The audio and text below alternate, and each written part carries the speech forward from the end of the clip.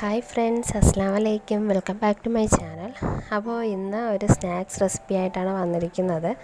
നമുക്കിപ്പോൾ റമദാനൊക്കെ ആയിട്ട് ചെറിയ സ്നാക്സൊക്കെ ആയിട്ട് ഇതെടുക്കാം. അല്ലെന്നുണ്ടെങ്കിൽ നമ്മുടെ 4 മണി പലഹാരം ഈവനിങ് സ്നാക്സൊക്കെ ആയിട്ട് നമുക്കത് ചെയ്യാൻ പറ്റുന്നതാണ്. മറ്റൊന്നുമല്ല, ക്യാബേജ് പക്കോടയാണ്.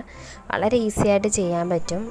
ഈ ചാനൽ ആദ്യമായാണ് കാണുന്നതെങ്കിൽ സബ്സ്ക്രൈബ് ചെയ്യുക. സബ്സ്ക്രൈബ് ചെയ്യുമ്പോൾ തൊട്ടടുത്തായിട്ടൊരു ബെല്ലൈക്കൺ വരും. അതിൽ ഓൾ എന്ന ഓപ്ഷൻ കൊടുക്കുക. എങ്കിൽ മാത്രമേ ഞാനിടുന്ന വീഡിയോസിൻ്റെ നോട്ടിഫിക്കേഷൻ നിങ്ങൾക്ക് കിട്ടുകയുള്ളൂ. ആദ്യം തന്നെ കാണാനും പറ്റും. അപ്പോൾ ഇതിന് വേണ്ടിയിട്ട് ഞാൻ എടുത്തിരിക്കുന്നത് 2 കപ്പ് ക്യാബേജ്, 1 കപ്പ് വലിയ സവാള അരിഞ്ഞത് കുഞ്ഞായിട്ട് അരിഞ്ഞെടുത്തിരിക്കുന്നതാണ്. മല്ലിയില വേണമെങ്കിൽ നിങ്ങൾക്ക് ചേർക്കാം. ഞാനിപ്പോൾ ഇതിൽ കറിവേപ്പിലയാണ് ചേർത്തിരിക്കുന്നത്. കൂടാതെ ഇതിലേക്ക് 1/2 കപ്പ് കടലമാവ് കൂടി ചേർക്കുന്നുണ്ട്.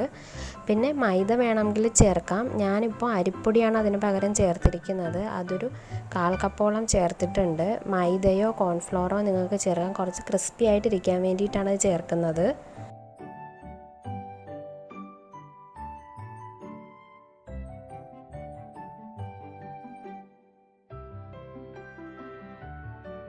ഇനി ഇതിലേക്ക് 1/2 ടീസ്പൂണോളം ഇഞ്ചിയും വെളുത്തുള്ളിയും നന്നായി ചതച്ചത് ചേർക്കുന്നുണ്ട്.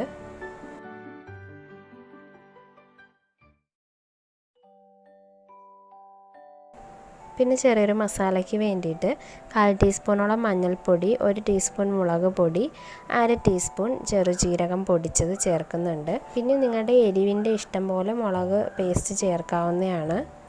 ആവശ്യത്തിന് ഉപ്പ് കൂടെ ചേർത്ത് നന്നായിട്ട് മിക്സ് ചെയ്ത് കൊടുക്കുക.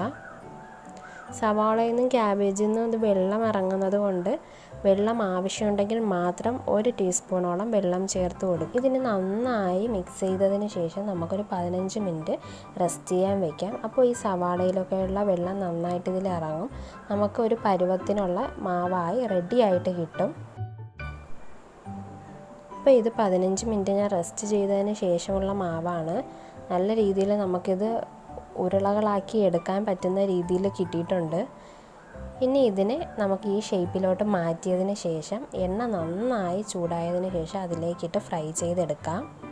ഫ്രൈ ചെയ്യുമ്പോൾ പ്രത്യേകം ശ്രദ്ധിക്കേണ്ടത് ഫ്ലെയിം കൂട്ടിയും വയ്ക്കരുത്, സിമ്മിലും ഇടരുത്. ഒരു മീഡിയം ഫ്ലെയിമിൽ വേണം ഇടാനായിട്ട്. അതുപോലെ തന്നെ ഒരു സൈഡ് നന്നായിട്ട് മൊരിയട്ടെ എന്ന് വിചാരിച്ച് വെയിറ്റ് ചെയ്യരുത്. 2 സെക്കൻഡ് കൂടുമ്പോൾ മറിച്ചും തിരിച്ചുമിട്ട് വേവിച്ചെടുക്കണം. എങ്കിൽ മാത്രമേ ഉള്ളിലുള്ളത് നന്നായിട്ട് വെന്ത് കിട്ടുകയുള്ളൂ.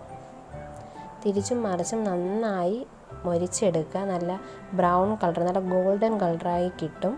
അപ്പോൾ മാത്രമാണ് നല്ല ക്രിസ്പി ആയിട്ടിരിക്കുള്ളൂ.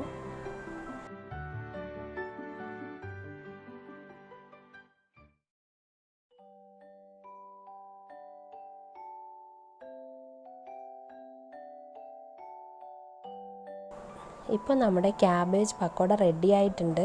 മയോണൈസോ അതുപോലെ തന്നെ ടൊമാറ്റോ സോസോ ഒക്കെ ഉപയോഗിച്ച് നിങ്ങൾക്കിത് കഴിക്കാം. ഇത് ഒന്നുമില്ലാതെയും കഴിക്കാൻ വളരെ ടേസ്റ്റാണ്.